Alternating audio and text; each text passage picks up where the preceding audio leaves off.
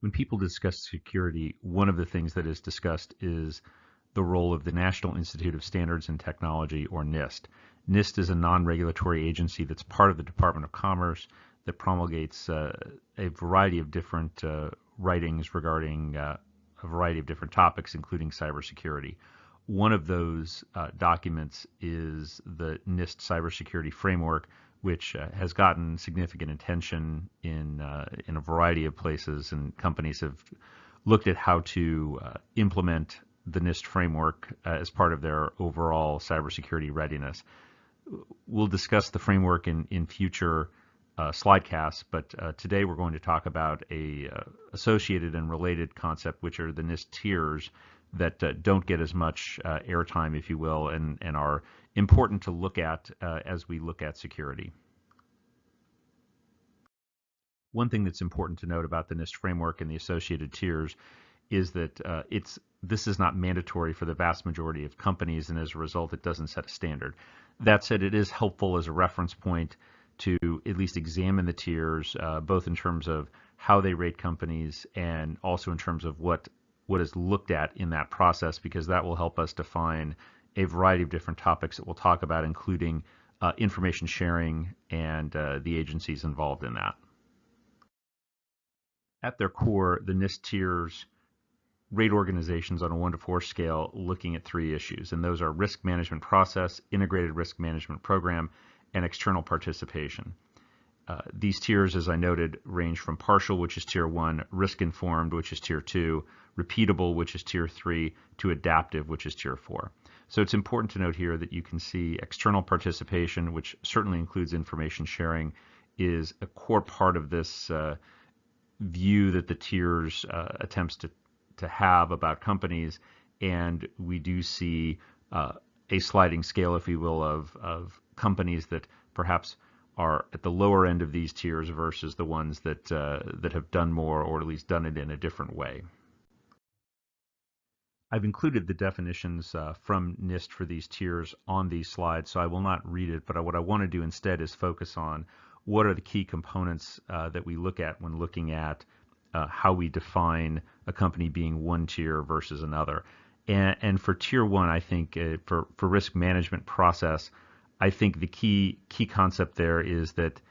risk is managed in an ad hoc and reactive manner. And so for companies that don't have more formalized processes and procedures around risk management, they're probably going to be falling within the ad hoc and reactive category that NIST lays out here. The second component to look at is under integrated risk management program, and there you see, I think the key concept is that a company falling within tier 1 has limited awareness of its cybersecurity risk at an organizational level. And finally, external participation. When we go through the NIST framework, we'll see how these concepts are implemented, but one of the key core and concepts here is that for a tier 1 company, it doesn't understand its role in the larger ecosystem regarding dependencies and dependence. So obviously vendor management and similar issues fall within that. It also looks at threat intelligence and whether a company is collaborating or receiving information regarding threats, and a tier 1 company under these definitions would not be.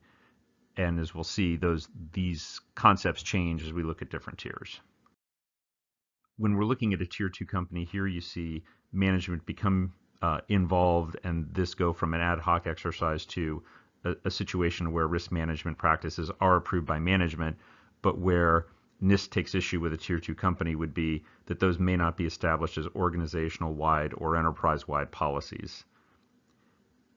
In terms of what is looked at from the integrated risk management program,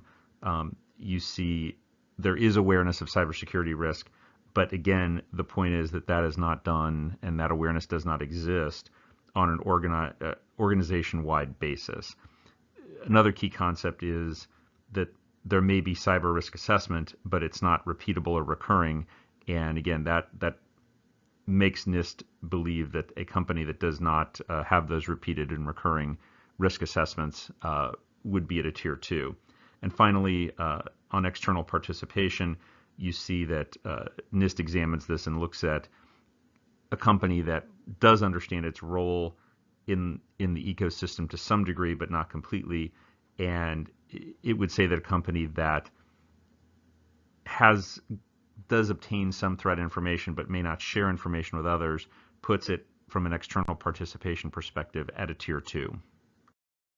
When we look at a tier 3 company, again, we see further focus on process and procedure and control. And so looking at the risk management process,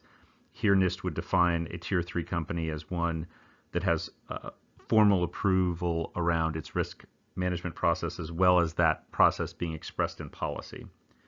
When you look at the integrated risk management program, there is an organizational-wide approach, and these policies that we referred to earlier are informed by risk, and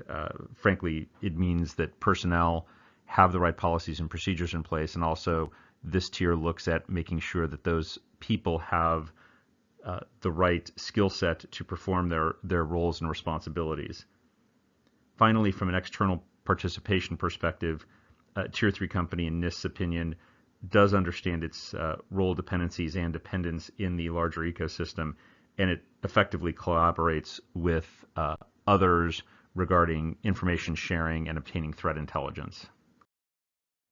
And finally, when we look at a tier 4 organization in NIST's view, here you see the adaptive concept come in, and what you see is a focus on how an organization adapts its cybersecurity practices based on really its risk profile and prior activities, but also the fact that it would have a culture of continuous improvement, really looking at almost a Six Sigma approach to cybersecurity. From an integrated risk management program perspective, what you see is really increased alignment between cybersecurity risk and organizational objectives that we didn't see in the prior tiers, which puts the organization in NIST's view at the adaptive level. And finally, from an external participation standpoint, I think the key concept here is that the organization doesn't just understand its role and obtain information, but rather reviews and really prioritizes information it receives and uses real-time or near real-time information to help understand cyber risk and other related issues. So what are some key takeaways when we look at the NIST tiers? Obviously, the first is that these are not standards, but rather methods that NIST has come up with to try and, in its view, measure cybersecurity practices. And what they look at is not just what a company does, but practically speaking, how it does it.